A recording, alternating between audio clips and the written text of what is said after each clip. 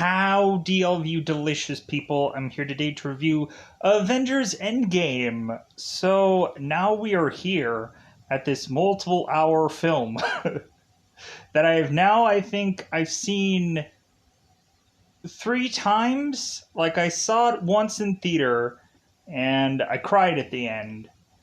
And so, second time around, I watched it, but it just kind of like, I kind of background noise watched it because I'm like, no, I don't want to watch this movie again because it'll make me freaking sad.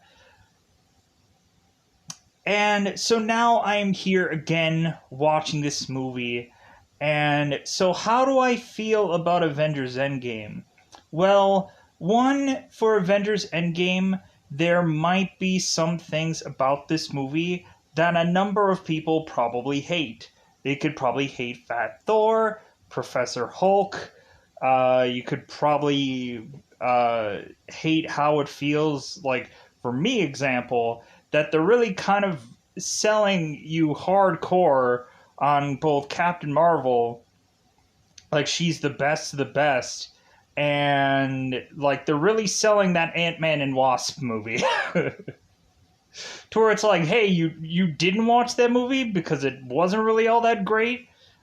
Hence why my huge hesitation of watching either Ant-Man or Ant-Man and the Wasp, which I didn't even realize that I had completely forgotten about watching either one of those, because I'm just never probably gonna want to watch those.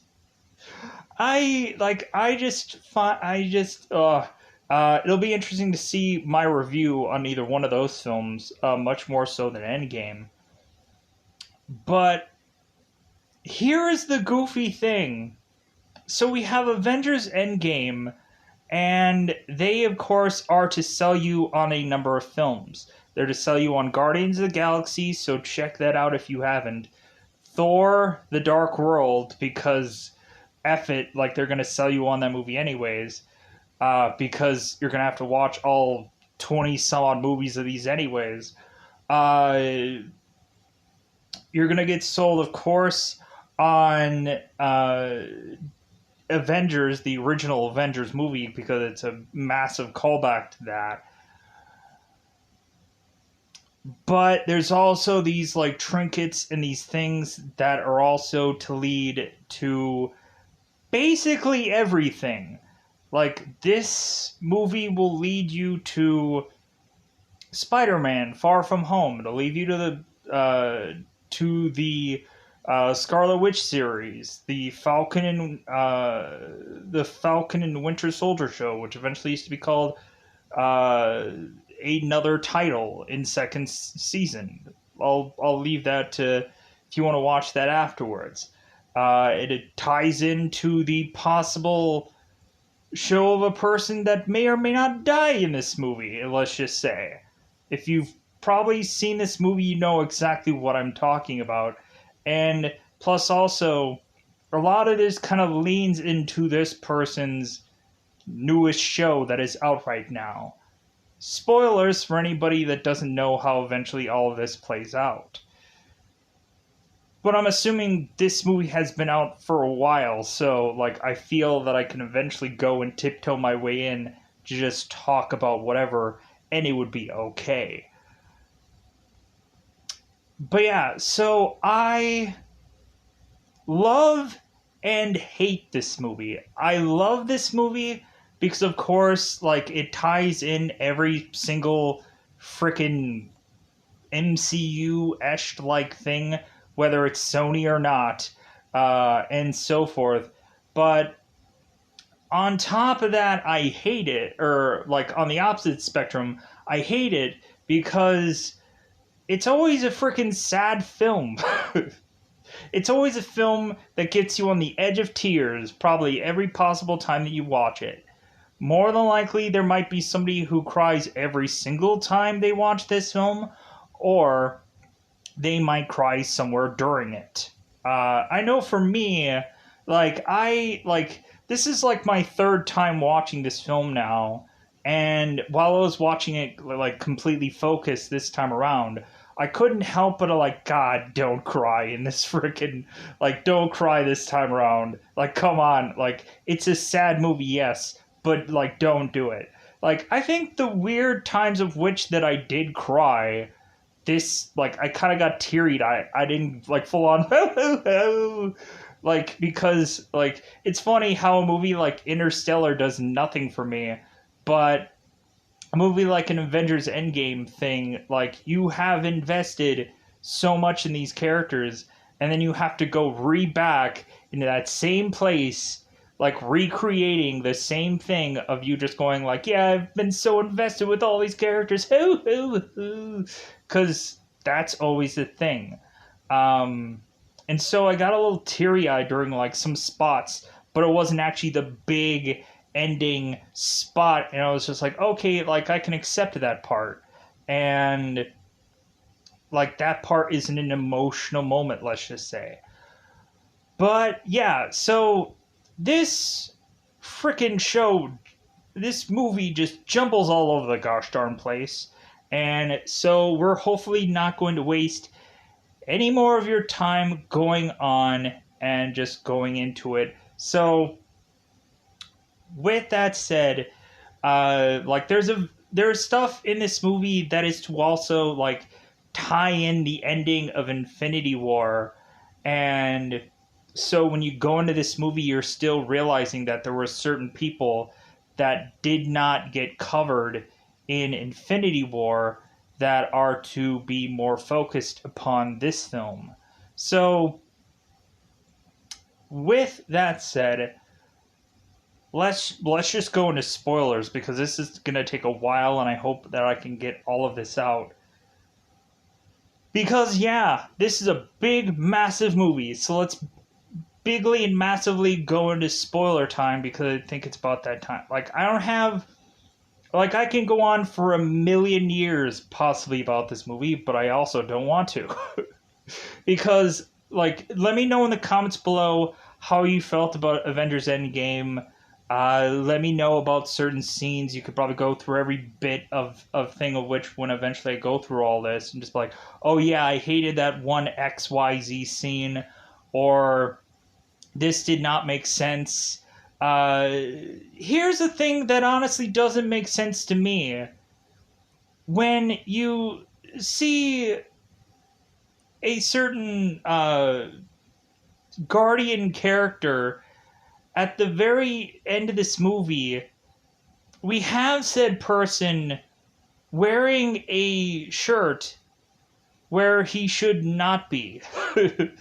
Because we have known all well and good that this character doesn't wear a shirt. Let's just say that. So that's the one thing that honestly just feels out of place weirdly for me. But because we have that, we have kind of a person that is to go on and say, it's like, well, hey, like, I'm tired of being a person that isn't who isn't wearing a shirt. So, oh well. Let's go on to it. Let's go out of our way to say that it's about that time again. Let's just go into spoilers about this film. Let me know in the comments below your thoughts about Avengers Endgame. Let me know, like, what's your favorite part? What's your favorite, maybe you have a favorite character in this movie. Maybe you'll love the Big Lebowski Thor. Maybe you'll love Professor Hulk. Maybe you're just thinking in your own mind, like, man, this movie, like, still is to give you all teary-eyed, you little wussy. That's also a possibility. Like, hey, freaking Endgame is just, like, you had to go through a lot of films to watch this, and, like, this movie had to be the saddest movie there was. So because of that, let's go into spoilers about this whole thing. Let's go into it. So, and I'm going to be looking down fairly frequently because there's a lot of in this movie. There's so much to just go on, talk about, yada yada. So let's go into it. So, the very beginning of this movie, we of course have Hawkeye, who is going and showing um, Lila, his oldest daughter, because it's his only daughter, how to shoot an arrow. And it seems that she's going and doing pretty well at it. And so Clint is going on to call his daughter Hawkeye. And so here's the thing, like, I don't think we're ever gonna get to that now. We're not gonna get to that. Like, man, does that suck? But like, oh well. So Cooper and Nathaniel are going on and just kind of like playing around.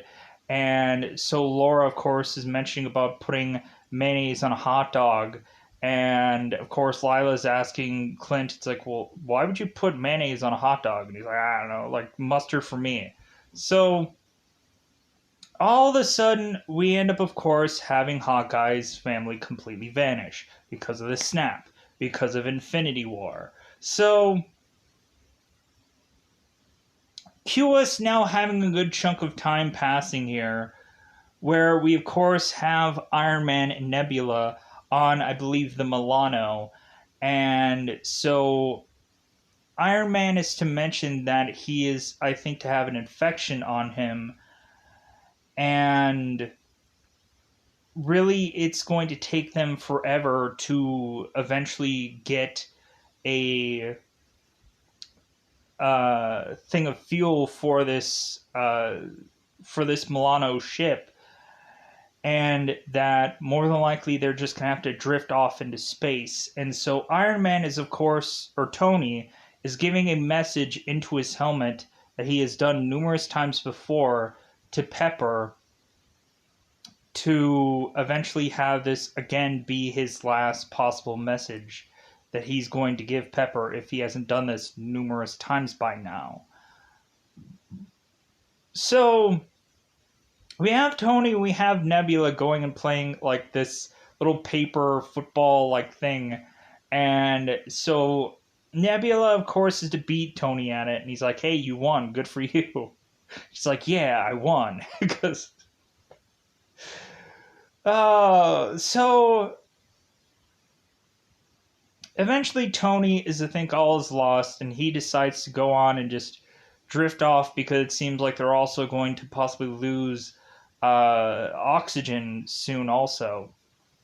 So all of a sudden we of course have Carol Danvers, who's Captain Marvel in here, and I know I haven't reviewed this movie, Captain Marvel, because I don't really have much of real interest in doing it, because it feels like an origin that honestly doesn't need to be told. It's but I don't know, it just feels also that this movie's weirdly popular now. I guess because people are to just be like, well, like, it's a prequel movie. It's not a great prequel movie, but it's a prequel movie nonetheless. So I don't know, eventually if I at some point maybe get into that next, maybe like at right around like Christmas Day, I'll conveniently get into Captain Marvel, because it feels like a Christmas thing to get into, weirdly. So so now of course we end up having Captain Marvel finding the Milano ship and making this ship make back its way to Earth. So now Tony, of course, is now back. I think this is the Avengers compound of where all of these people are to be at. Like, I don't want to misspeak here, but I think it's the Avengers compound. And so Tony, of course, is re-referencing Age of Ultron, where he's like, hey, what did I say before about having a suit around the world and peace in our time? Like, what was all that about? Like, if anything, now, like, we're not even good enough uh, to really go and beat these threats. Now all we can do is just come back and avenge them. That's why we're just called the Avengers, because it's always that somebody has to strike first, and then we have to figure out how to uh, figure out what our counter move is. Like, why couldn't we be a people that could have struck first instead of striking after the fact? Because it seems like Thanos as a character has been building for some time. That they know that this character has existed for a long time. But eventually I guess they didn't know good and well enough. They basically knew this character existed since the Avengers film, and yet there still was no real, like, hey, like, maybe we should go and seek this character out. Let's go out in space and figure this thing out. Like, space had to basically come to them. So Tony and Cap are, of course, having this argument, and Tony, of course, is calling Cap a liar and tossing his arc reactor from off of his chest and slapping it onto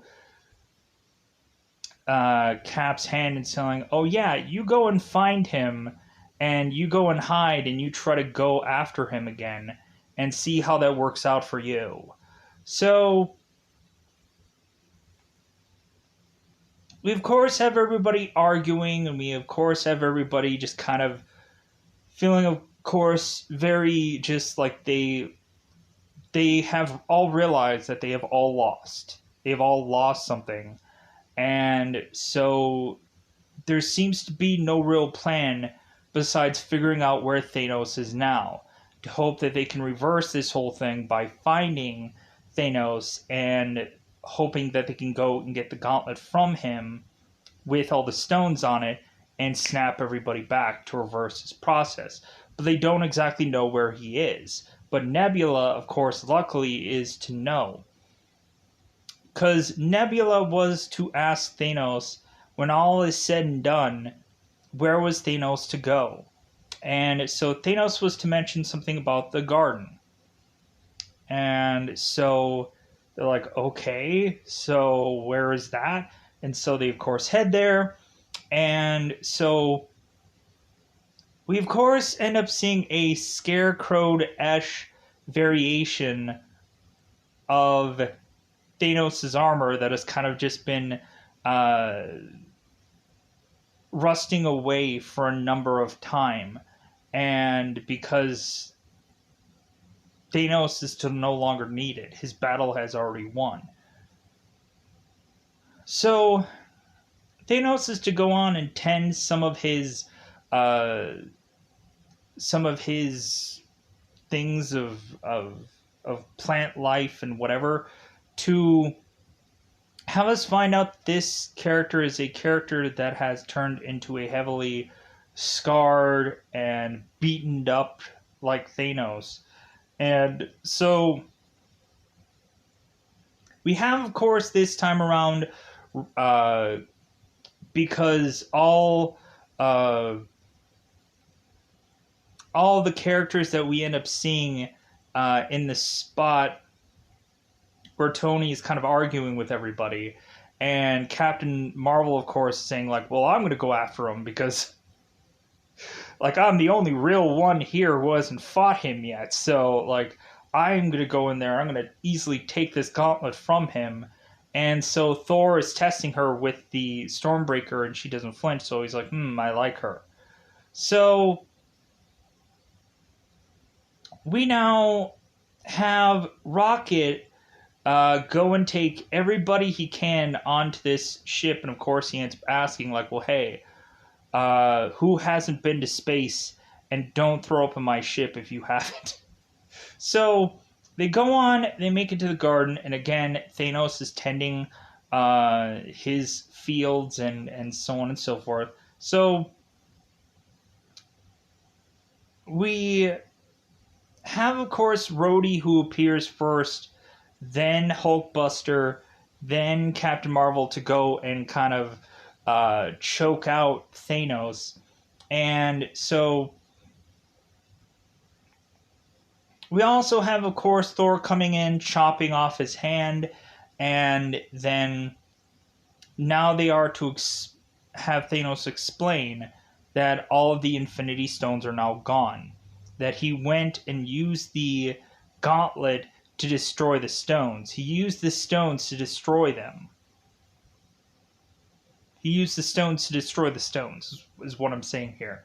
So now they have, again, second time in a row, lost. Like, this plan did not work out. So now, of course, they're just like, well, like, we got nothing now. So Thor decides that he is going to go and chop off Thanos' head because it's like, hey, like, I went for the head.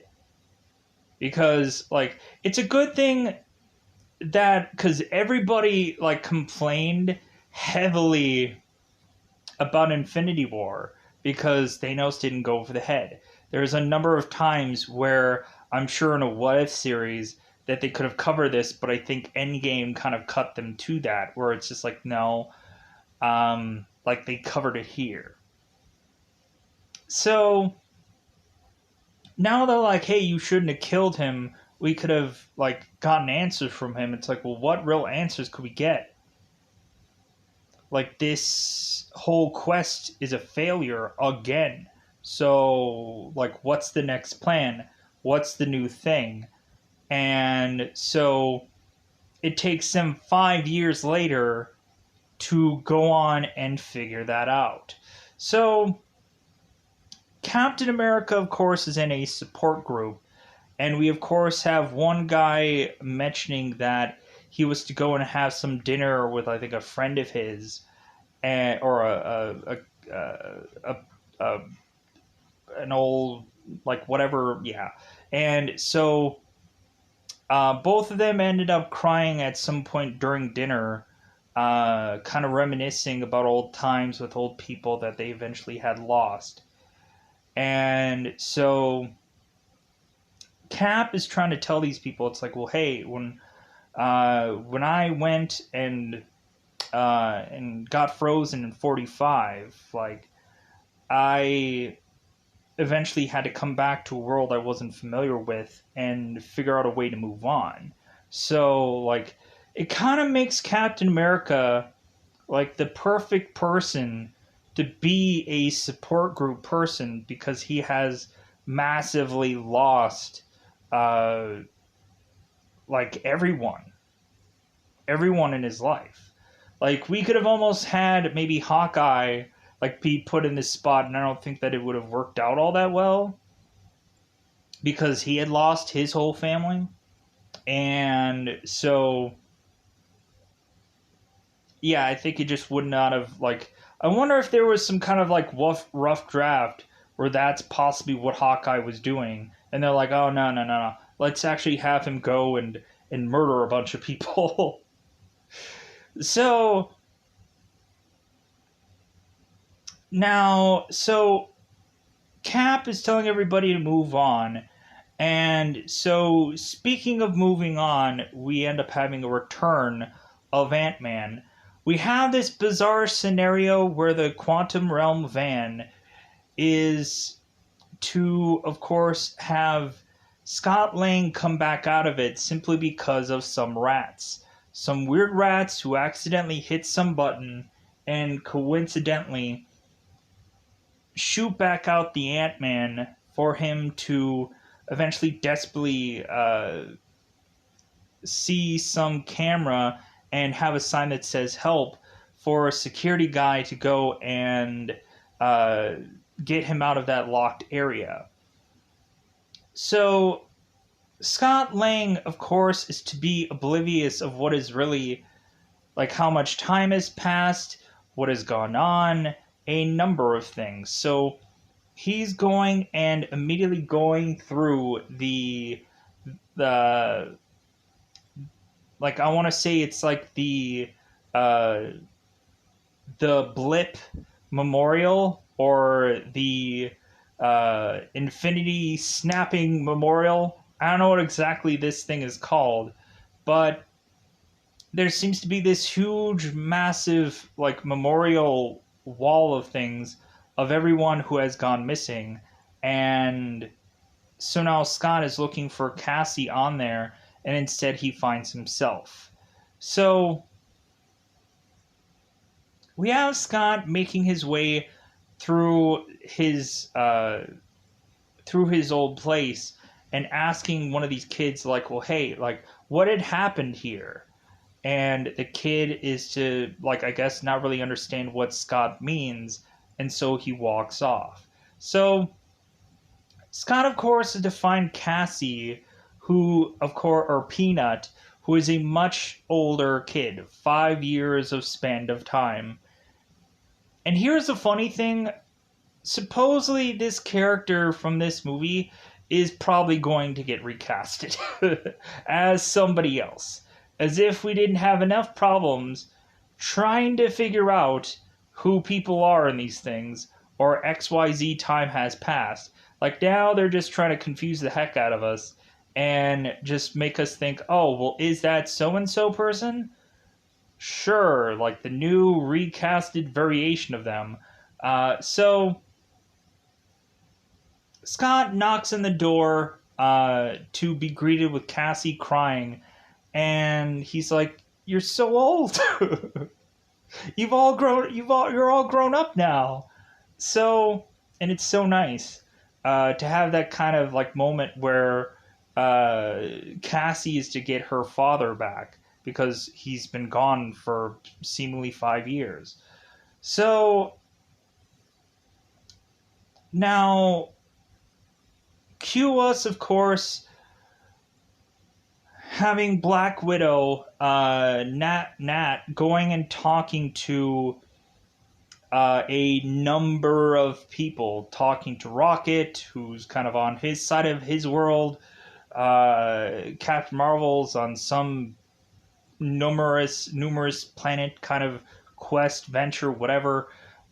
We also have Okoye, who's to kind of deal with any of the Wakanda stuff. And I think Rhodey is also in that kind of meeting. So we go on and we have, of course, Rocket giving Captain Marvel crap. And Captain Marvel's like, hey, man, I'm keeping the whole, like, galaxy, or I'm keeping like space together. And so, like, what are you really doing? So after that whole meeting and all that briefing is over, the last thing we have is Rhodey mentioning about Clint and how, like, he has gone and killed so many people that Rhodey doesn't want to go and find Clint. And so Nat is just like, well, just like could you, just as a just as a friend to me, just like find him? And Rhodes is just like, okay, fine. So Captain America comes in all clean shaven and so on and so forth. And so if he wasn't clean shaven before his support meeting, so we have it where Widow and Cap are talking about how, like, they should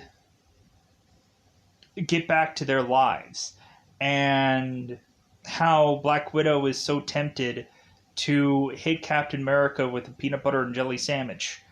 And so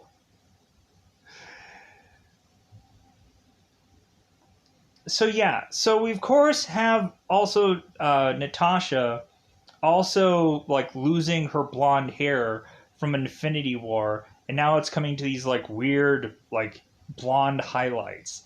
And of course, if anybody has seen the Black Widow movie, that doesn't even really deal anywhere close to this movie, but you end up seeing the origin of Black Widow dyeing her hair in that film. And because that's technically a prequel film that goes and ties into, of course, Infinity War.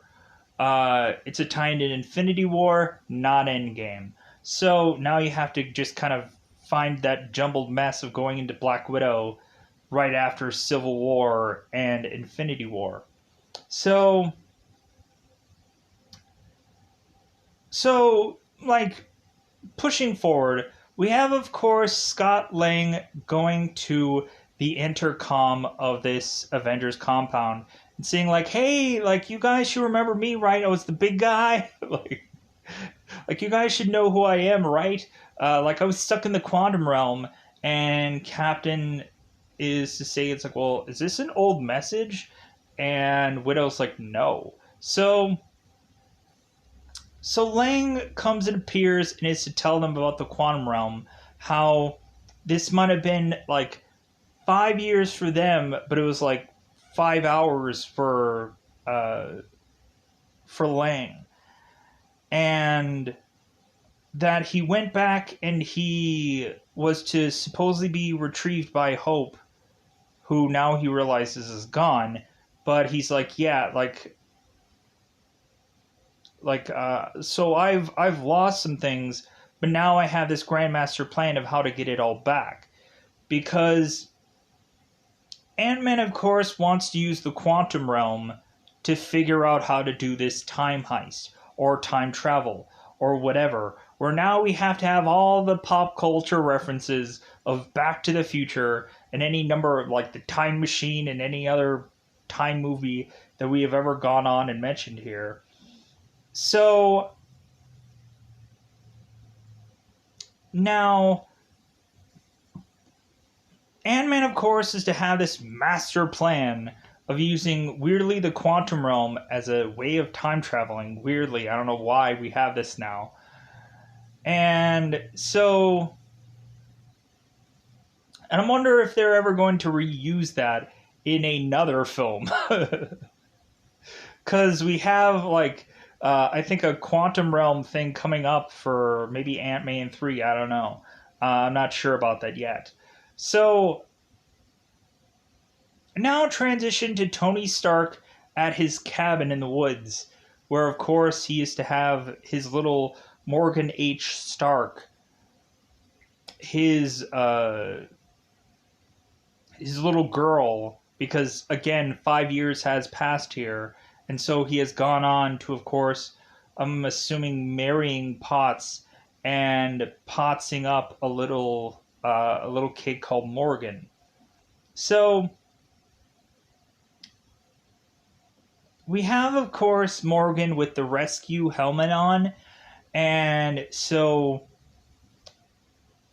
Tony, of course, asks, like, hey, how did you find that? And she's like, oh, it was in the garage. And so he's like, oh, like, you like going in the garage? So do I. So we have, of course, Tony going and mentioning to Morgan, like, hey, like, what technically does she want for, like, dinner? Like, a whole bunch of bugs and all kinds of stuff. And she, of course, is saying no. So let me pause here for 1 second. All right. So Scott Lang, of course, goes through his whole plan, talking about the quantum realm, to, of course, Tony, and, of course, Tony is to say, it's like, well, hey, like, the way of which that you went about doing this was basically a, like, 1 in a billion, like, chance, and so there's no way that we're gonna just go and just risk figuring this out. So, really, here's the thing. Because I think Tony was already wanting to say no to these people. But here's always the goofy thing. Tony always wants to hear them out. Like, you would think that if Tony really didn't want to go to whatever plan that these people were doing, that he would immediately just been like, no, la la la, I don't want to hear anything that you're saying. Because we know that Tony was going to go along with this regardless.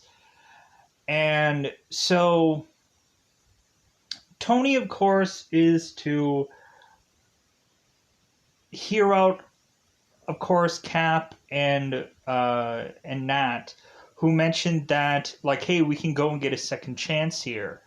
And Tony's like, hey, I've already got my second chance. Like, I'm not going to let it go to waste. And so Morgan comes in to save Tony, and so Tony leaves. And so it's like, well, hey, I've set up a table for 6. And, like, if you guys just don't want to talk about any more of this, you're happy to go and eat a meal. So, because of course we have Tony who's asking, like, Scott Lang what is the real name of his plan here. And he, of course, is called the Time Heist. And in the back of my mind, I'm thinking, is probably the reason why in Endgame we end up having a time heist here. Is that why that there's possibly so many heist movies that are to go on after this? Like, really looking at it, like, look at Army of the Dead, that all of a sudden becomes a heist film. Or look at Army of Thieves. I know I'm kind of putting just 2 movies as an example, but it kind of feels like there's more heist movies that there has ever been. Probably simply because of Endgame, who knows? But, like, it's also interesting to find out that after this movie, Hulk sales of Hulk's comic book had beat out every single comic book as far as sales after this movie came out. Because at that time, the Hulk comic book was a really good comic book, and so it beat out everybody.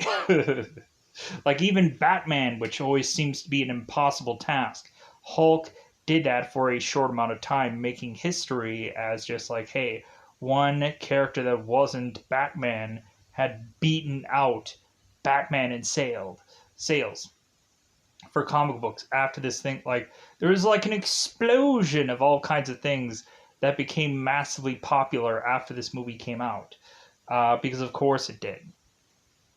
Like, of course, the whole, like, I Love You 3000 thing became massively popular after this thing came out, because of course it did. So, now that, like, Cap, Nat, and Lang are realizing that, like, this is going to be a waste of time talking to Tony, but eventually Iron Man will turn around and figure this all out anyways, and then come back to them. Cap, Nat, and Lang are going off to eventually go on to see what is to be dubbed Professor Hulk. Because now we, of course, have Banner and Hulk kind of sharing, like, the space together. Or really probably even having Hulk just kind of being cured. To where we really just have, like, Hulk just, like, as Banner for most of this, instead of having Hulk just being much more like, oh, smash, whatever. So of course we have Hulk going and eating, and they're like, how is this all possible? And so that's when, of course, Banner is to explain how he is to go on and realize that Hulk had lost twice. He had basically lost the Hulk, and then he had, of course, lost during the snap and everything like that. So Banner had really took these 5 years and really come up with a cure for the Hulk, and had gone on and been able to be the best of both worlds kind of Hulk. So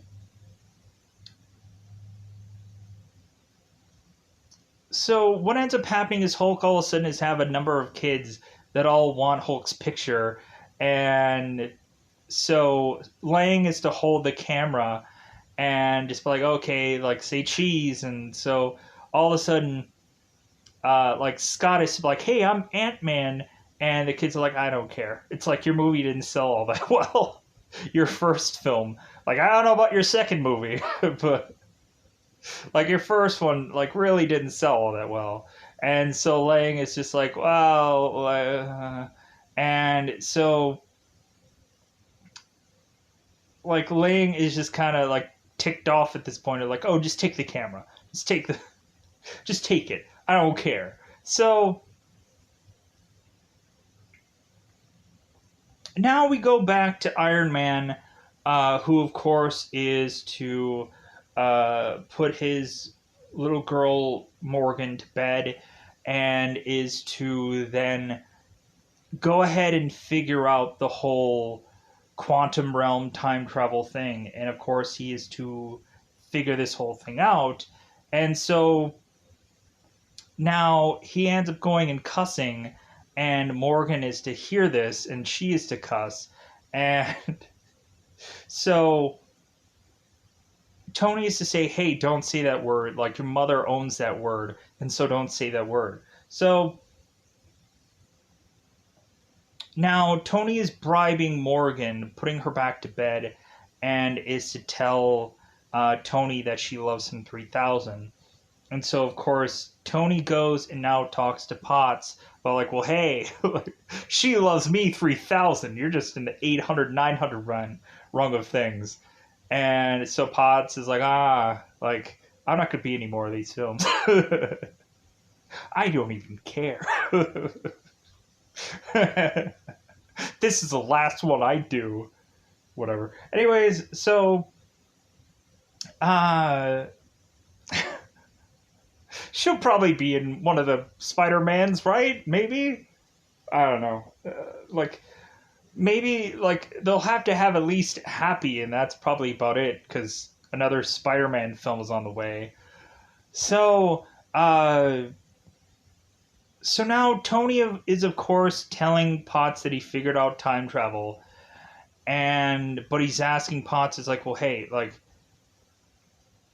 should I just take all this information and bury it deep down and toss it into some well somewhere and whatever, and just never say anything about it? And Potts is just like, well, that's not you. So you're gonna go and you're gonna do this. So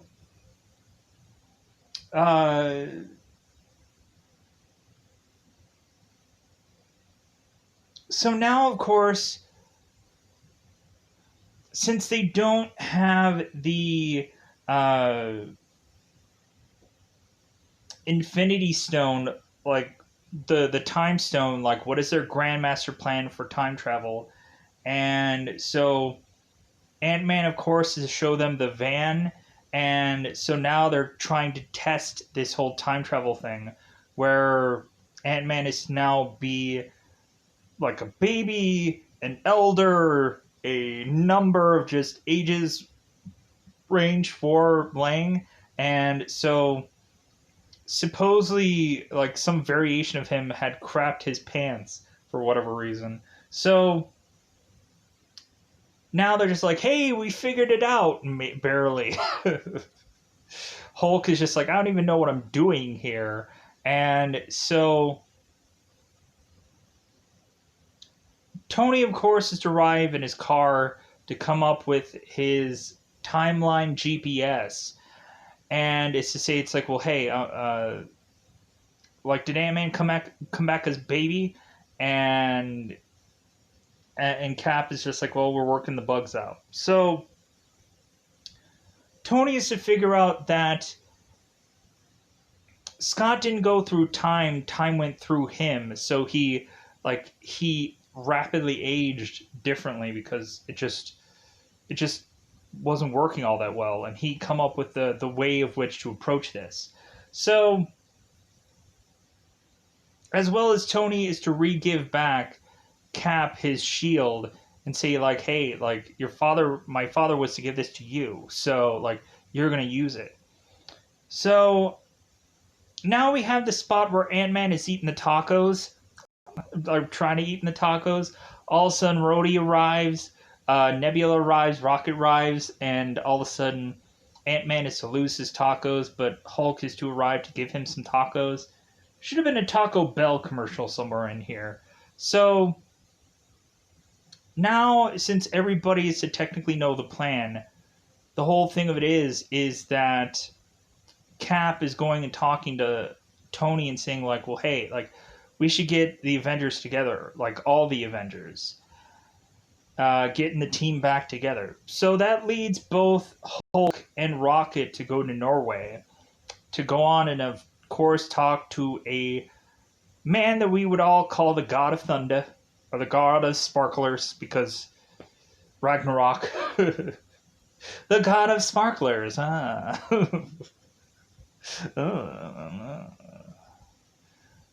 my champion.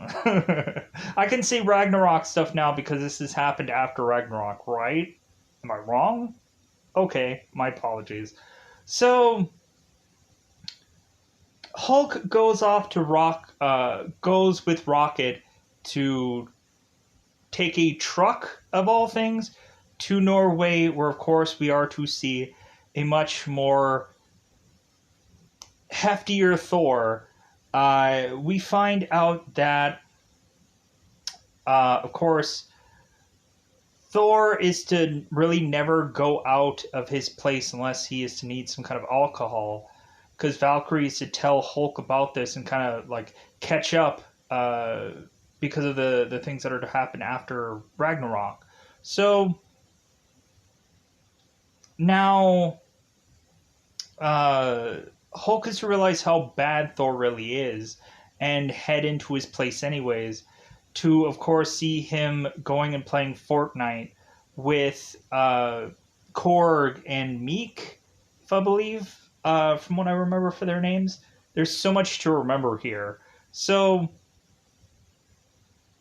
Thor is mentioning, of course, about his cable being out, and he hopes that whoever is coming through that door is the cable man, but it's Hulk and Rocket instead.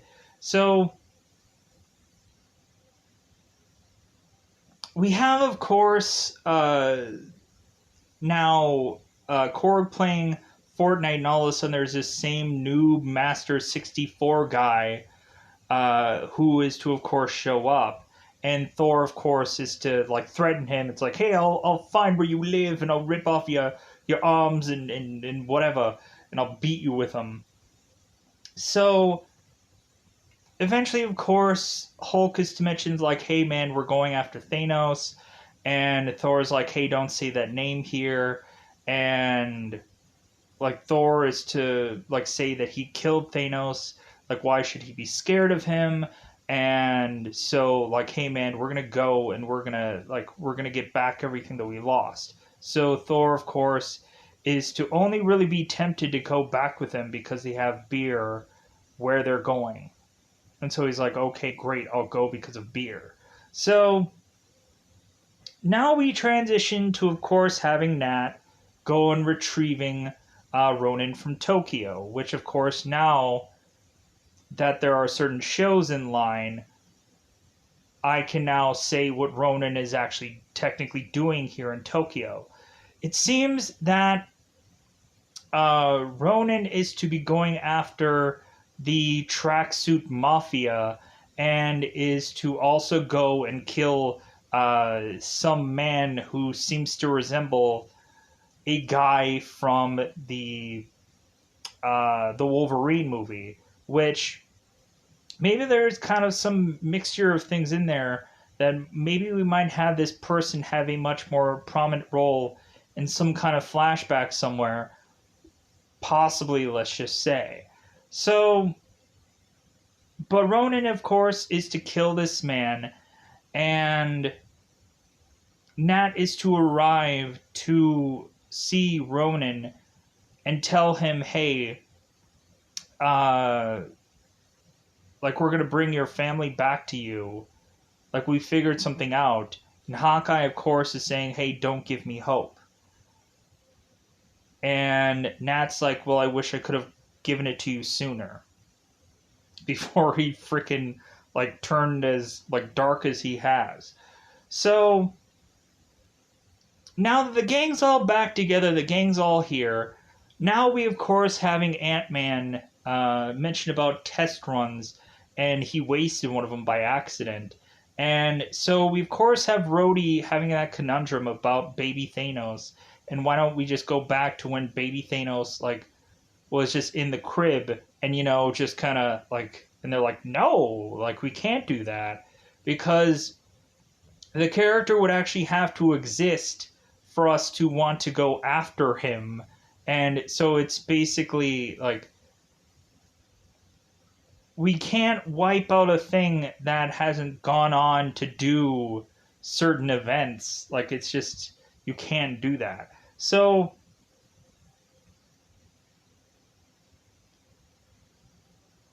I'm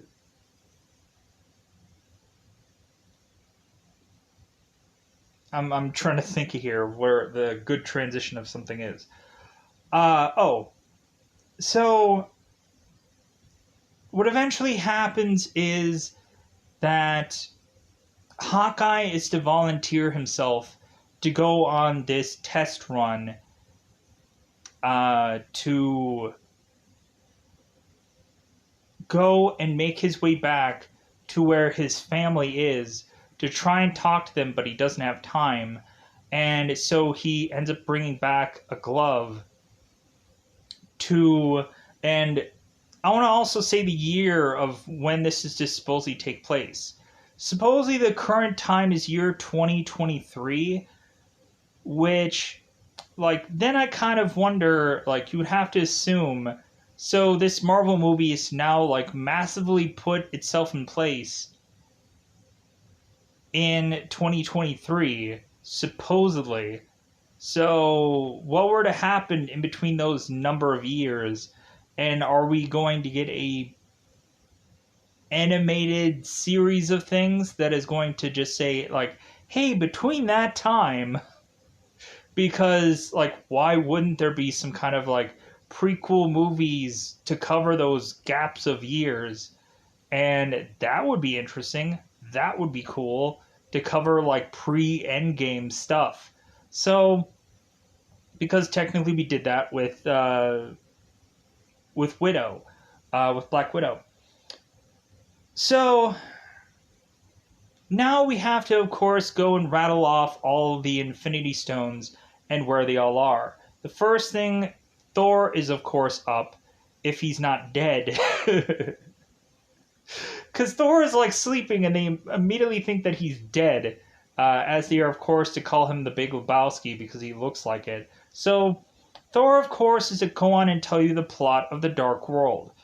Re-mentioning to us how, of course, Thor had gone on to fight the Dark Elves, and, of course, his mother had died during that time period, and that Natalie Portman's character, who, of course, is to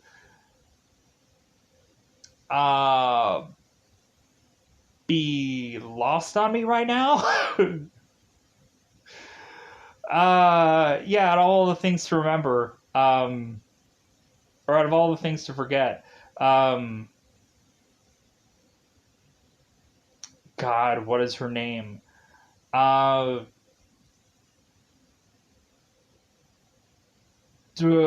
me pause here for a second. Jane Foster? Jane. Let's go with that. So,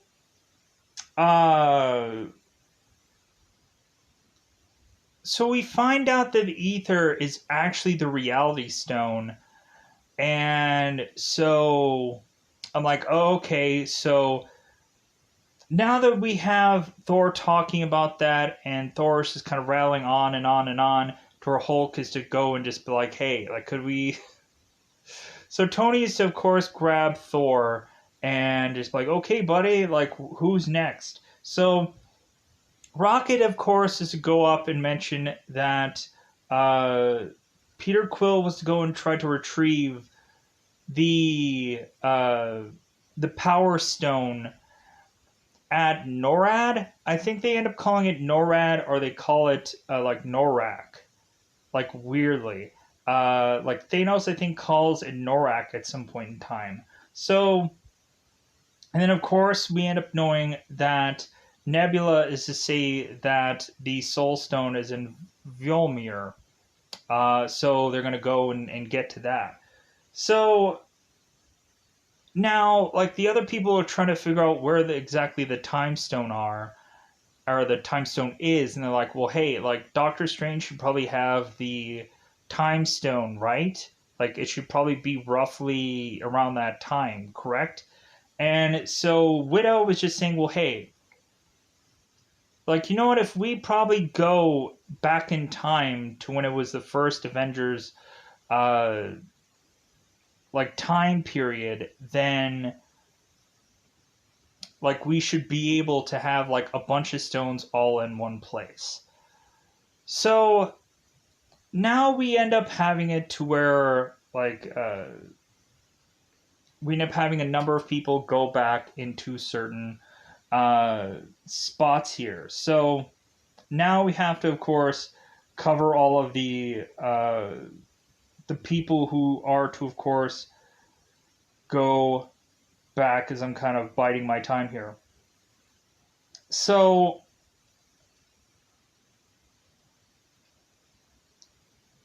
I mean, ah, so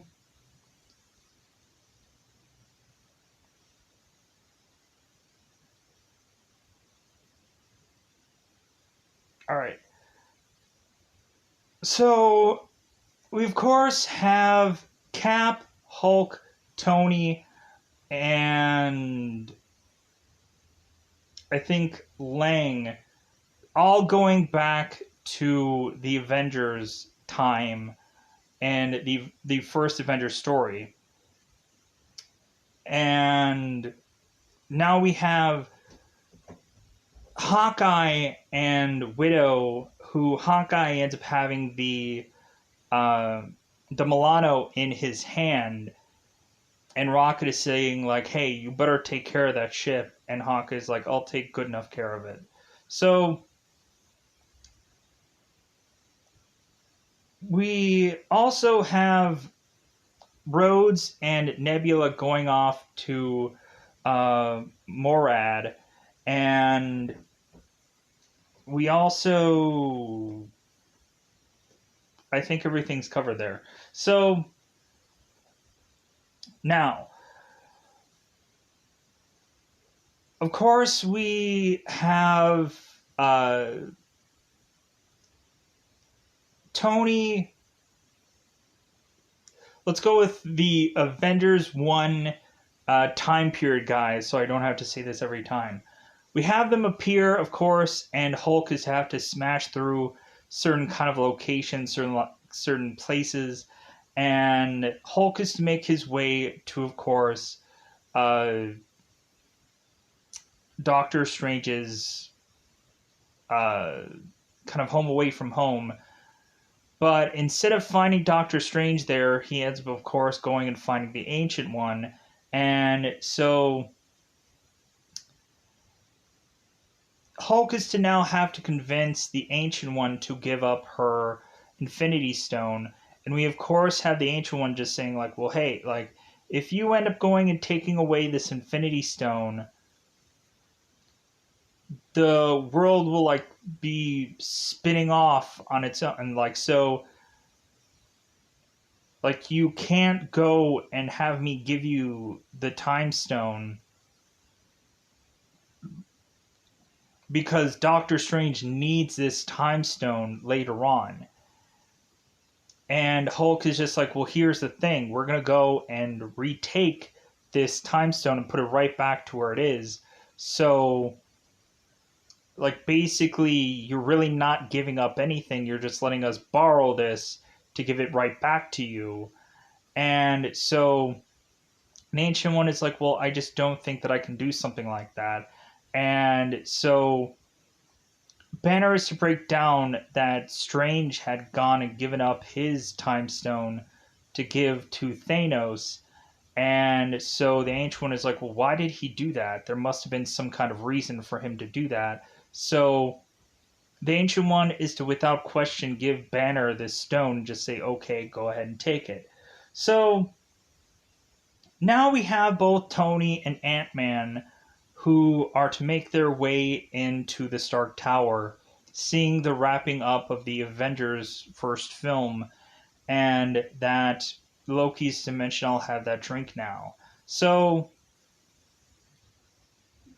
we of course end up having Sitwell and Rumlow going and taking Loki's scepter, and we of course have a lot of the Avengers and a lot of people all going and stacking themselves into this one elevator, and Hulk is to think that he's going to go into the elevator, and Tony's like, no, take the stairs. So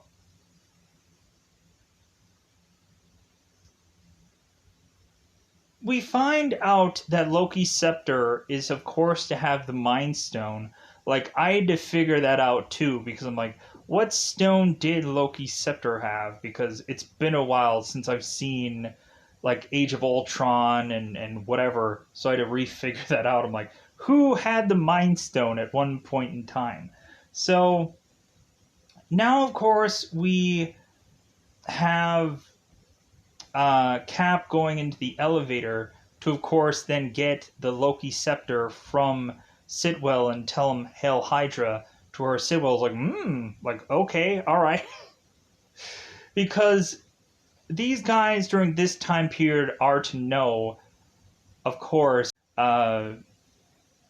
like Shield is Hydra. If you haven't seen, of course, Winter Soldier, then that kind of blows a big thing out of the water here.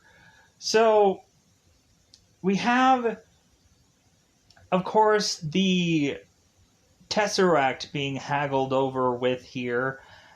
And so, because the Tesseract had been put in this briefcase, and so both Thor and Tony are to be holding on to it. And so Secretary Pierce, who of course we know from Winter Soldier, is arriving here trying to take this Tesseract from these people. And there's a jumbled mess of things going on when Tony is to try to get the Tesseract also. Hulk all of a sudden is to barge out of this one door, and supposedly Ant-Man is to go and give Tony a cardiac arrhythmia so he'll get rid of the Tesseract, but it ends up eventually going into Loki's hands, and so now Loki is to vanish, creating a variant in the timeline, which eventually will tie into the Loki series, because I might as well just kind of divulge certain things that end up having be a thing that has happened past Endgame. So check out the Loki series to figure out the conclusion of this character for whatever goofy reason, because that show was just meh to me. So we end up having Cap making his rounds to eventually find first Avengers movie Cap. And so this time period's Captain America is thinking that this Captain America is Loki, and so of course they're battling it out, and we end up having this fight to eventually have Captain America tell past Captain America that Loki is still alive, forcing him to eventually let go, with also Captain America, future Captain America, having, of course, the compass thing, and like, hey, how did you get that? Because you and him are one and the same. So, past Captain America is to get blasted with the Loki scepter to eventually forget. And so we end up having this whole joke about Captain America's butt in this movie also, where it's like, hey, these pants do nothing for his butt. It's like, I think that's America's butt, and so on and so forth. They had this weird, goofy joke about all that. So now let's go on to, of course, so both Nebula and Rhodes are going to Morad, or Morad? Yeah, Morad, to go and retrieve the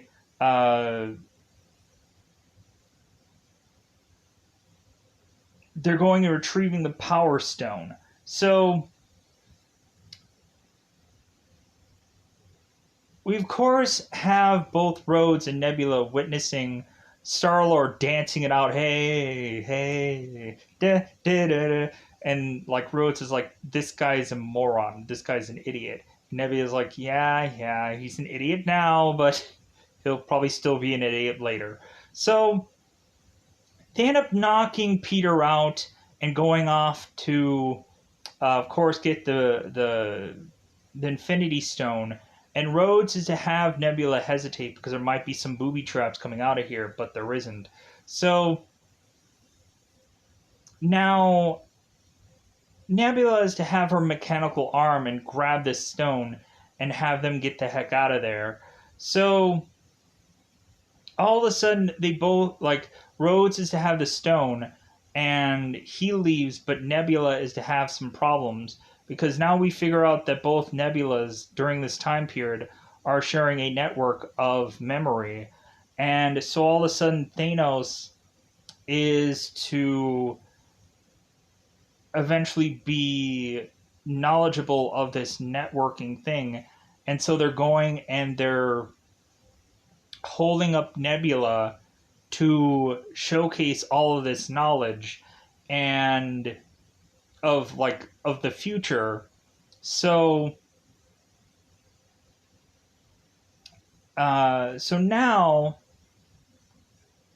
like that's all covered. And so Thanos had this plan where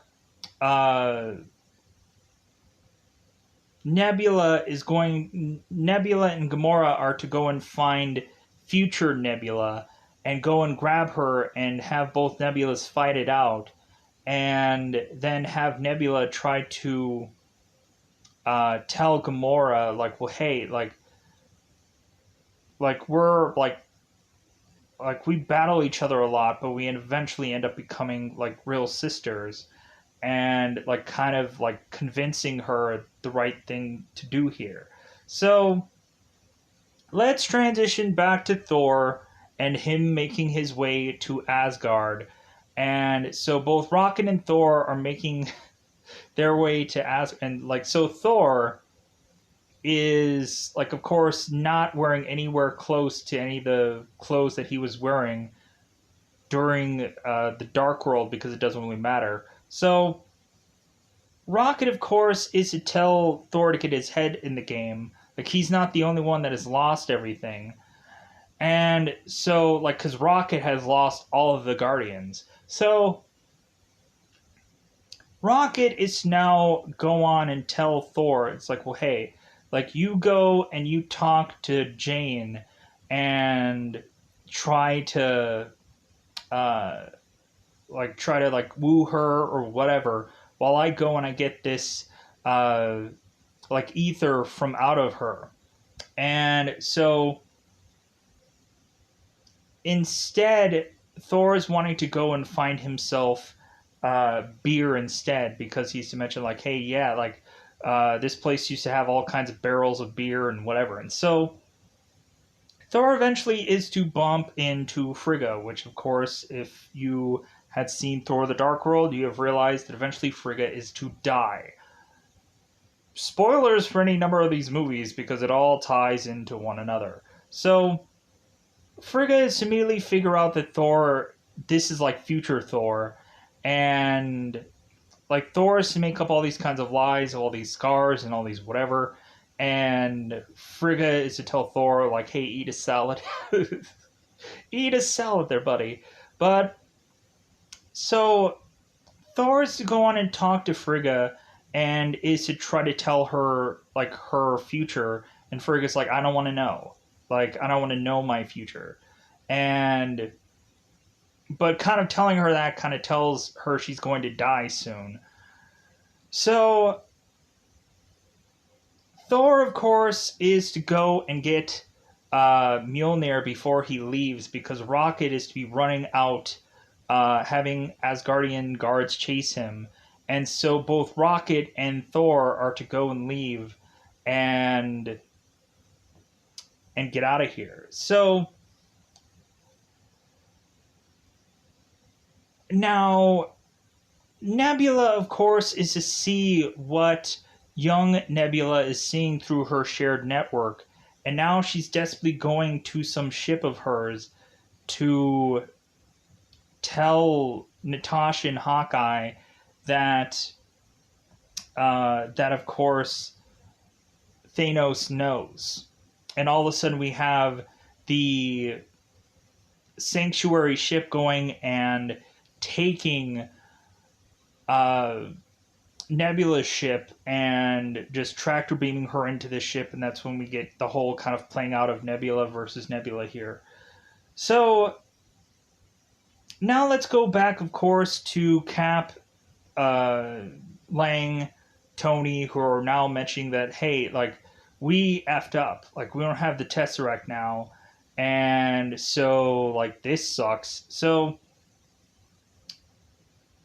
of course, we have Tony who comes up with this master plan of going to this camp called Lehigh, or Lehigh, and who, of course, Captain America is very familiar with, and that Tony may not be as familiar with, but there's a whole specific day in mind about all this. So, Lang is saying, like, hey, you only get one more shot at this, and Tony's like, well, hey, if this all works out, we won't. We'll be able to get it back. We'll be able to get back, so don't worry about it. So now they go to New Jersey, 1970, where all of a sudden we end up having Stan Lee, who has a bumper sticker that says, I think it says True Believers, or yeah, I think that's all it says. And so we have like Stan Lee, who's like, hey, make peace, not love, or make peace, not war. Ah. Funny. So now, of course, we show or Camp Lehigh. So we, of course, have both Cap and Tony in this elevator who has this kind of SHIELD operative thinking that these two people are kind of suspicious here. And so we have Tony going off to get the Tesseract to bump into Howard Stark, who is to ask about Zola, and Tony's like, there's no Zola here. There's nobody here. So now we, of course, have this kind of really nice, tender moment where Tony gets to kind of have an update of his life with his father without him really even realizing it. Tony Stark is to mention that he has a daughter to his father. But, like, we have where Tony is to be under this disguise as a man called Howard Potts. Howard Potts. And so we end up having them talking about, like having a child, which they're coming up with that name. And so, like, we have this kind of Back to the Future moment here. And so Tony is to hug Howard and thank him for all the work that he's done for this country, and so on. And there's such an awkward thing here. And so Howard is to go off and say, like, hey, like, that guy, like, has a weird beard, but, like, do I know him from somewhere? And Jarvis, who, like, is a good callback for the Agent Carter show, ends up going and bringing back Howard into this this car. So we have Cap, who, of course, is calling Hank Pym, young Hank Pym, telling him that I guess that his equipment that he had wanted had gotten opened, and people are starting to get really sick. Hank Pym's running off, and all of a sudden Cap is making it into this certain office because it looks like there's some SHIELD agent looking for him. All of a sudden Cap is to walk into a room that is to seemingly be adjacent to Agent Carter's. So he's like, like, I see Agent Carter there. So I've already talked about all that. So now we have to transition to Vormir. So Hawkeye and Widow are making their way to Vormir. And so, of course, we end up having the two make it there, and so now we have Red Skull kind of saying the exact same stuff that he ended up saying to both Thor and Gamora before. Like, it's kind of the same line, so on and so forth. So now we have Widow and Hawkeye having this conundrum of like, well, who's gonna die to get this stone? And we immediately have it where Hawkeye is like, well, you know what the right answer is here, Nat. And Nat's like, well, no. Like, you need to go back to your family. Like, you earned that. So now we have them both fighting it out, and now, like, we have them both hurting one another and saving one another at the same time. And it's this vicious, heartbreaking battle. And so we, of course, end up having Widow telling Hawkeye to kind of let her go. And so Natasha's to sacrifice herself for Hawkeye to get the Soul Stone. And so everyone ends up coming back together, everyone except for Nat, and they realize that Nat is now gone. And so they, of course, are to ask, like, hey, did she have any family? And Cap is to say, like, yeah, she had us. So we end up having, of course, Thor, who's just like, well, like how does that work? Like, can't we just like we have this? We should just figure out how to like make her like come back. And Hawkeye's like, hey, it doesn't work that way. You go and you take your hammer to that guy and ask him like to make it work, to make her come back. It doesn't work. So, like, considering they have time travel, they can just get a younger, like, Natasha Romanoff that barely knows anything about anything and just, like, infuse her into this whole ordeal. Maybe we're going to have some weird, goofy, like, considering we can deal with timelines, maybe we can have one timeline where Natasha in some goofy world, like we have in What If, is to come back, whatever, but we'll kind of figure out how, like, the red tape of that will all kind of end up being because of the Black Widow movie and all the controversy that came after that. But it might be a goofy, weird, whatever kind of surprise of things. So, or let me know if you feel that Black Widow should never come back. And maybe we should just already have somebody in place. Because another show, movie, somewhere will probably tell you that. So, so now, of course, they end up constructing all the Infinity Stones, putting them all together in this Iron Man Infinity Gauntlet. So Thor, of course, is to be the first one up to mention that he wants to go and put this thing on. And they're like, dude, you're not in, like, you're mentally not there to go and put this thing on. He's like, well, hey, like I'm the god of thunder. I should be able to. And they're like, no.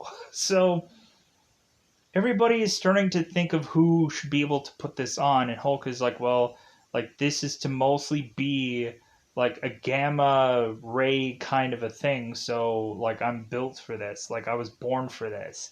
So Hulk, of course, goes and puts on the gauntlet, and we coincidentally have at this time that Iron Man is going and doing the barn door protocol. Nebula is going on and trying to get the Sanctuary ship to this current time, and the Sanctuary ship ends up crashing through this part of the Avengers compound to eventually then go out of its way to blow this compound up. After, of course, Hulk is to go and snap back everybody from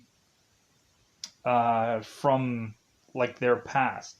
Tony, of course, is to tell Hulk, don't do anything but like bring back everybody we lost.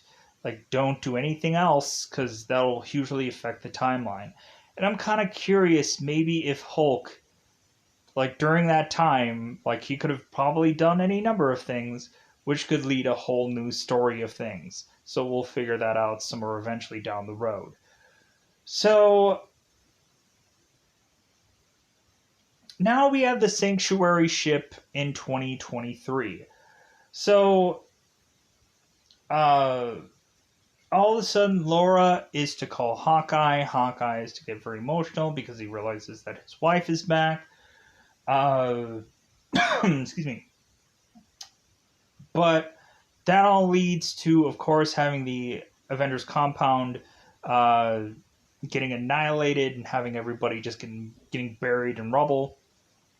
Hulk, Rhodey, and Rocket are to all, of course, be pinned down in some area, and Hulk is desperately pleading for Rhodes and Rocket to get the heck out of there.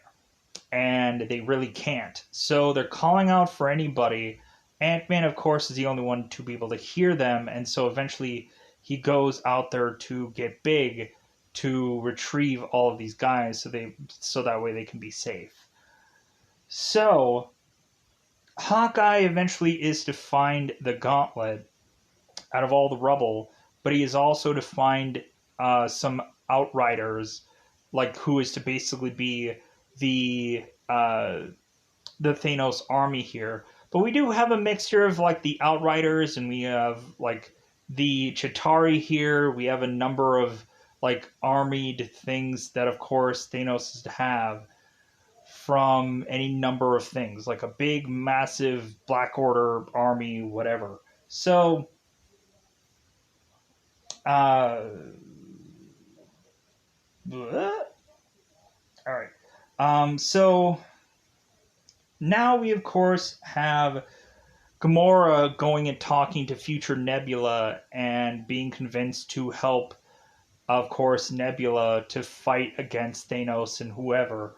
And so Tony, Cap, and Thor are to, of course, see that Thanos has landed here and is just sitting and waiting for a war to come. So we have kind of uh,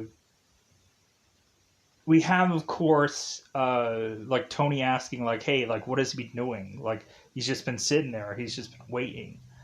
So we, of course, have Thanos, who is to go on and fight Cap, Tony, and Thor, and to say, like, "Hey, like, your failure has brought you to me again, and so, like, now I'm gonna take." Like my like sweet sweet time just destroying your world and so on and so forth. So because the arrogance and the whatever that you guys have gone on to doing here. So all the dialogue, all the rigmarole, let's get going. So uh eventually past Nebula is to go and see both Nebula and Gamora talking, and so past Nebula is to die, really to have us, I guess, still having this future Nebula still to be an existing thing, because I guess two things holding the same timeline will just say that future Nebula is to still be alive here weirdly for some goofy reason. I don't know. So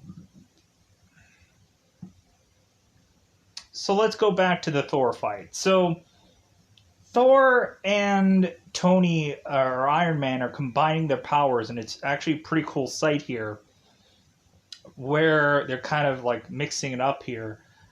So, of course, we have it where Thor is to kind of knock down both Iron Man and then almost go and stab Thor with Stormbreaker into his chest. All of a sudden, we end up having that great moment where Captain America is to go and grab Mjolnir, and then it's to go and chuck Mjolnir and hit Thanos, and Thor is like, I knew it all along. So we then have, of course, Thanos coming back to Captain America, trying, of course, to beat him down, and that eventually ends up going and like crushing Captain's shield, like going and cutting half of it, And I'm like, wow, like this is some pretty brutal fight out here. So now all of a sudden Thanos is to get all his numbers out. He is to get his Black Order. He is to get all of the Outriders, all the Chitauri, all of everything. We of course have Corvus Glaive, Proxima Midnight, or Corvus Grave, Ebony Maw. Uh, what is the bigger one? Uh, I know it starts with an O. It doesn't matter. It doesn't really matter. They just basically get wiped out anyways. Um,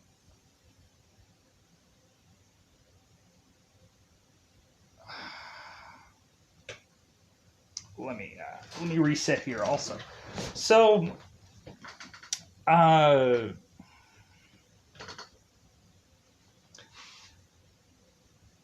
so while Captain America is to realize as he's going and tightening up his shield and getting ready for another big massive battle coming in here, we of course have Falcon telling Captain America on your left.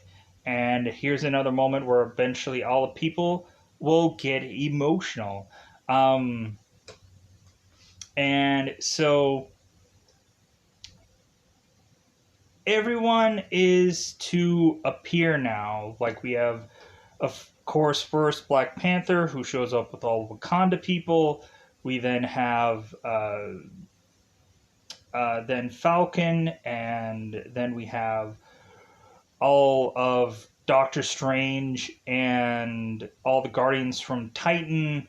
Then we have all of Doctor Strange's people that come in. We have everyone that comes in from frickin' everywhere.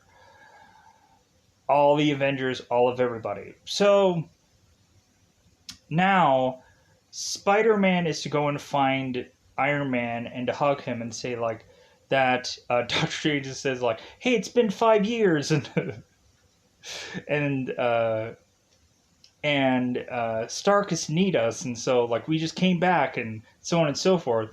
And so Spider-Man is to say that he thought like he had died, but then like he just was sleeping. So we also have, of course, Star-Lord going and re-meeting back up with Gamora, and Gamora ends up going and hitting Star-Lord in the nuts twice. He's like, well, technically she didn't hit him the first time, but then hit him like really good the second time around.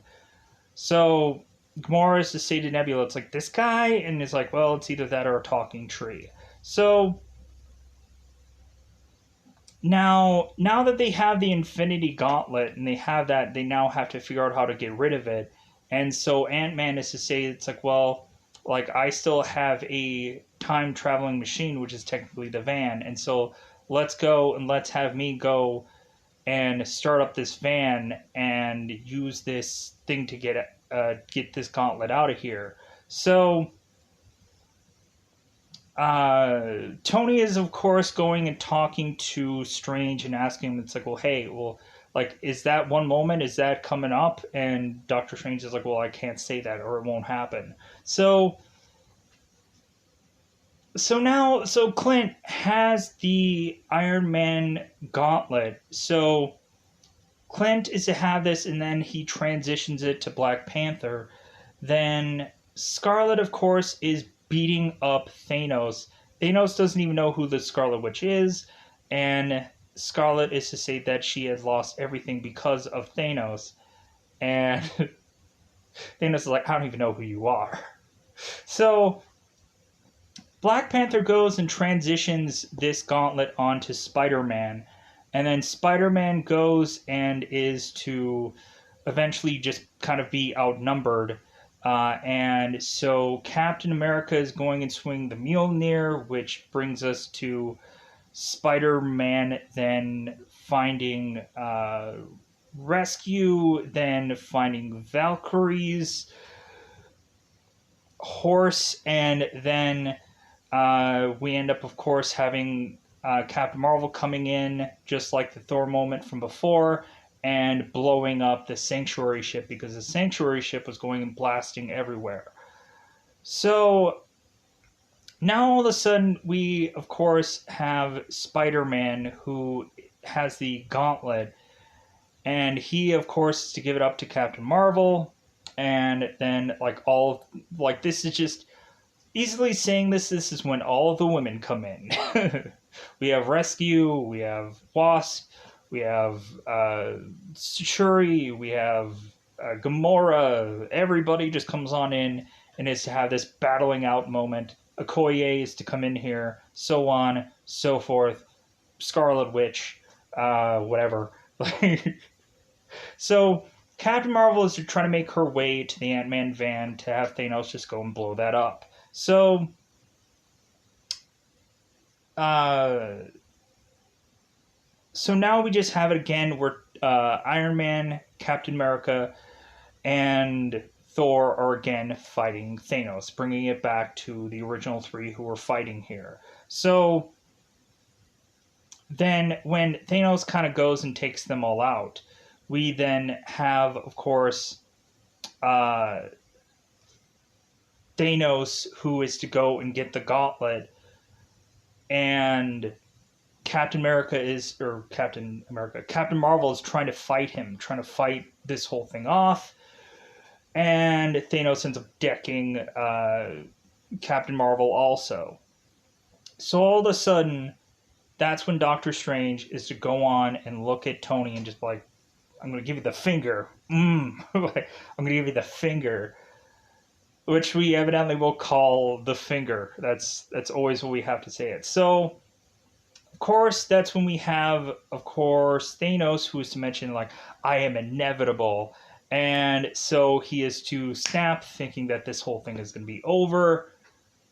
But he would be wrong, because Iron Man is to go on and take all of the stones and separate them all from Thanos and put it onto his armor and just be like, well, I'm Iron Man, so you're going to die here. You're all going to die. So we, of course, see every single Dark Order member all killed off. Even the one of which that I couldn't come up with a name with, but luckily I knew it starts with an O. God, it's so tempting to just want to, like, because I know I was going to mess that one up, but it doesn't matter. Turn into Infinity War, where eventually I go and I think I forget what that one is also. So, all of course, Thanos' army is destroyed. Then Thanos to realize he's going to go and sit down again because he's a lazy motherfucker who most of the time just sits down while everyone else do the real hard work here. So Thanos is now dead. Everybody's like, yeah, we did it. But sadly enough, Tony is now dead. So the first one to be in the scene to realize that Tony is dead is Rhodes. And then Peter comes in, and then Potts comes in, and is, of course, to tell Tony, it's like, hey, you can rest now. So, of course, a really sad moment. I think when we got to that part of the movie, I think when I saw it in theaters, I did cry. But it was right after the movie was over, then I cried. It was after the whole credits were rolling and everything. Then I was like, oh my God, I've been holding this back for so freaking long.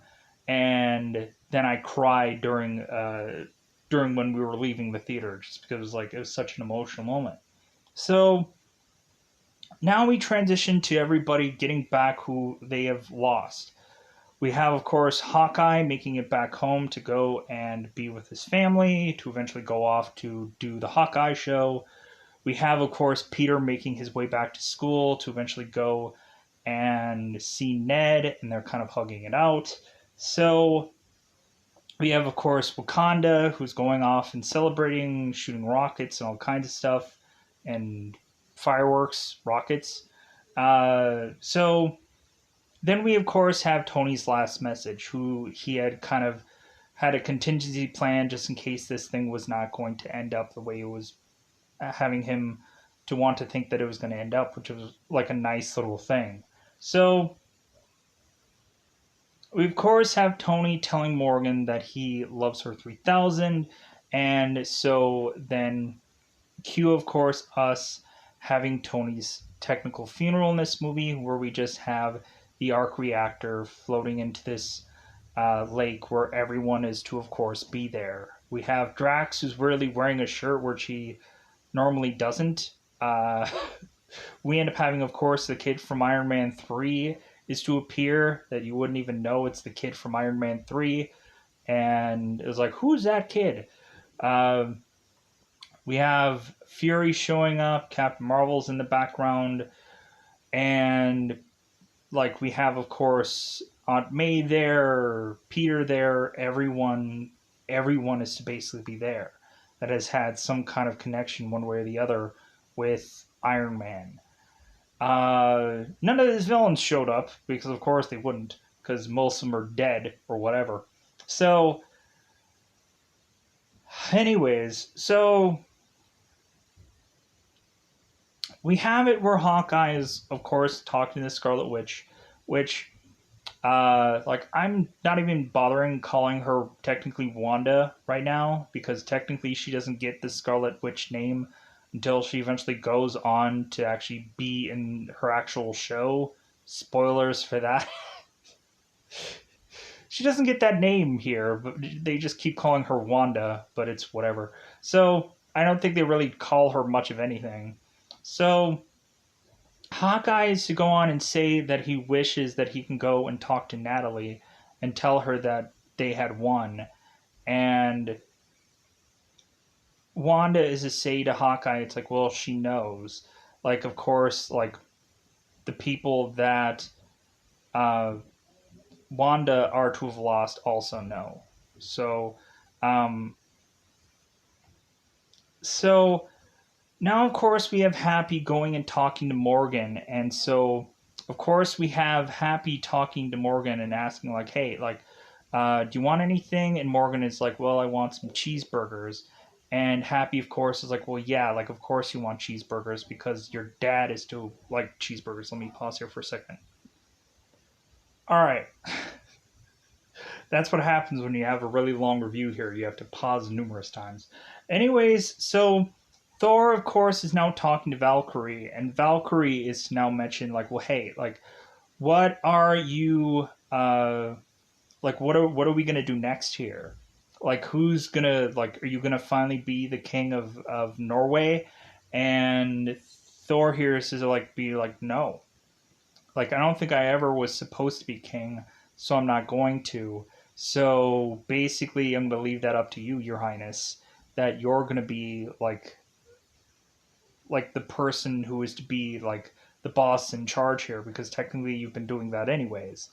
So now Thor is to instead go off with the Guardians, and is to then kind of jockey over control of who the leader is between the Guardians of the Galaxy or the Asgardians of the Galaxy. Excuse me. So we of course have them say it's like, well, hey, like we can like there's some blasters over here or there's some knives over here. Both of you, Star Lord or Thor, can go and fight over who eventually is going to be leader. And so Thor's like, oh, I don't think it should come to that.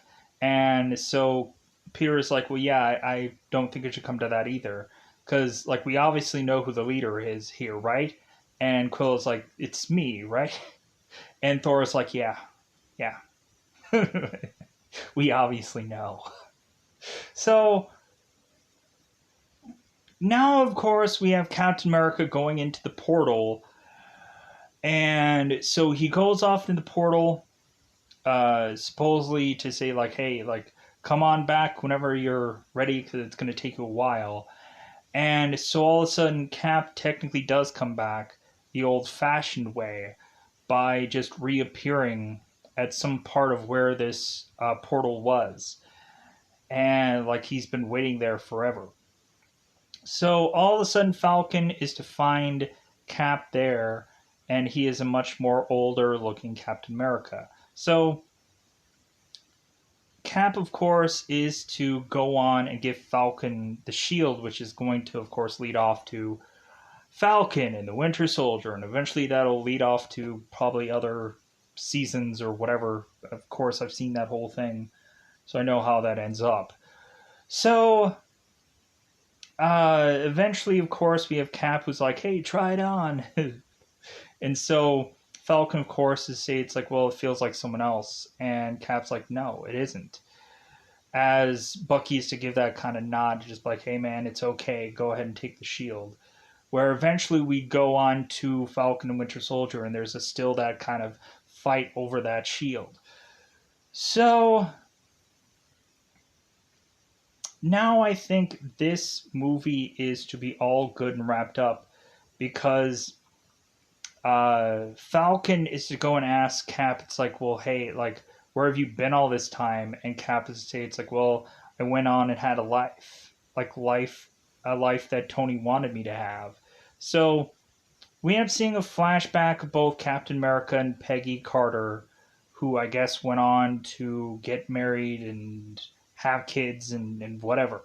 So really, that's just how Endgame is to rattle off, and thank goodness, because I was hoping that I wouldn't have to take 2 hours to go and rattle off this whole entire movie, because it's 3 hours and change. So, with that said, I guess at the end of this, the real true ending of this review, Endgame was such a massive thing that made so much money. Overwhelmingly amounts of money, and everybody was so happy about that. Even though really looking at it, I'm sure a lot of people were also bitter, because it's like, well, Avatar and all these other weird goofy movies that didn't have to be a superhero film like made such a massive thing of money, and there's probably not going to be a movie possibly like that out there unless they have a bigger, more massiver movie, which I don't think that's ever going to be in the cards, or it's not going to be in the cards for quite a long time from now. So now, of course, we go on to movies like Spider-Man Far From Home, that of course is to be the continuation from this, or possibly any other Marvel movie that seems to come after this time period of whatever.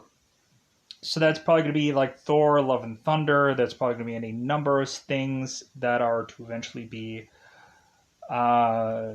put together through here. So I am going to finally get out of here, and I probably didn't say exact years of everything. I didn't break everything down so easily and whatever, but I wasn't going to go into microscopic details of whatever, of anything anyway. So if there's something that I did miss here, because I always want to do that to kind of protect myself from eventually somebody like, oh, you forgot about this one tiny minute detail, because I know that's happening, or I know that's going to happen for any number of these things. But hey, like, that's all right.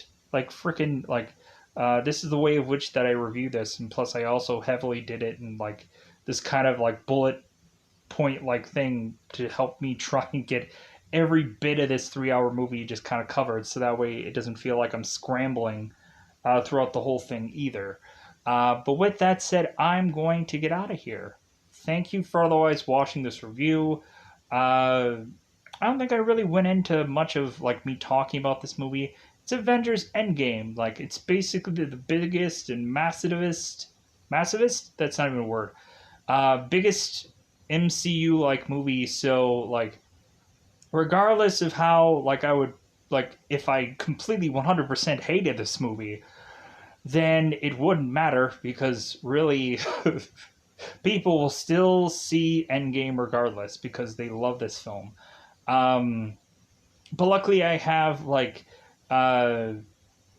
this like mixed feeling about it. It's like I don't want to go out of my way to watch this again because of how it makes me sad.